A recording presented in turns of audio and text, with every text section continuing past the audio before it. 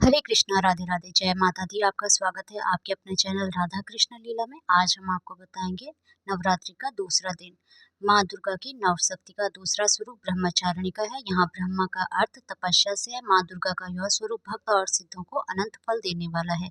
इनकी उपासना से तप, त्याग, वैराग, सदाचार और संयम की वृद्धि होती है।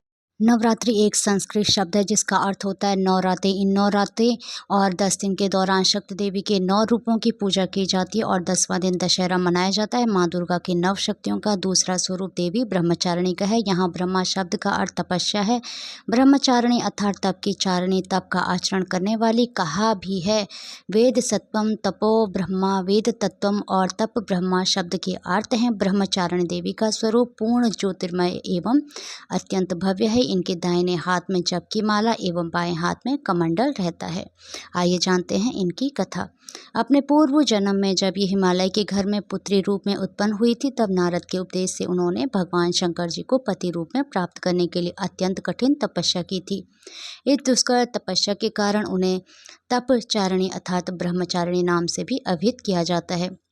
1000 वर्ष होने उन्होंने केवल फल मूल खाकर व्यतीत किए और 100 वर्षों तक केवल साग पर निर्भर किया। कुछ दिनों तक कठिन उपवास रखते हुए देवी ने खुले आकाश के नीचे वर्षा और धूप के भयानक कष्ट से इस कठिन तपस्या के पश्चात 3000 वर्षों तक केवल जमीन पर टूटकर गिरे हुए बेलपत्रों को खाकर वे भगवान शिव की आराधना करती रही। इसके बाद उन्होंने सूखे बेलपत्रों को भी खाना छोड़ दिया और कई हजार वर्षों तक वे निर्जल और निराहार तपस्या करती रही।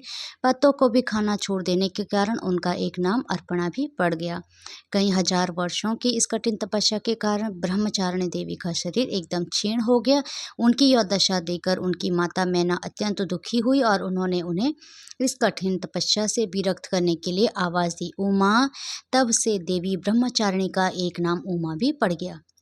उनकी तपस्या से तीनों लोकों में हाहाकार मच गया। देवता, ऋषि, सिद्धिगण, मुनि सभी देवी ब्रह्मचारिणी की इस तपस्या को अभूतपूर्वक पुण्यकृत बताते हुए उनकी सराहना करने लगे। अंत में पितामह ब्रह्मा जी ने आकाशवाणी के द्वारा उन्हें संबोधित करते हुए प्रसन्न स्वर में कहा, हे देवी, आज तक किसी ने ऐसी कठोर तपस्या नहीं की जैसे तुमने की है। तुम्हारे इस अलौकिक कृत्य की चारों ओर सराहना हो रही है। तुम्हारी मनोकामना सर्वोत्त भाव ने परिपूर्ण होगी। भगवान चंद्रमौली शिव जी तुम्हें पति रूप में प्राप्त अवश्य होंगे। अब तुम तपस्या से विरत होकर घर लौट जाओ। शीघ्र ही तुम्हारे पिता तुम्हें बुलाने आ रहे हैं। हरे कृष्णा, राधे राधे, जय माता दी। भगवान श्री कृष्ण और राधा रानी की कृपा आप सभी भक्तों पर हमेशा बनी रहे। जय श्री राधे।